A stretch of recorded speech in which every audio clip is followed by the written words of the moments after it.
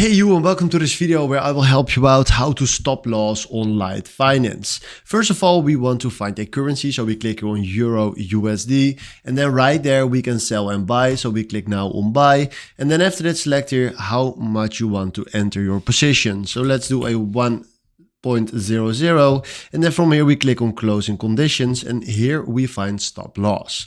Then we can fill in right here how much you want to stop our losses when we lose. So let's say we fill in minus 100. Then what he will do is if we lose 100 euros, he will stop our losses.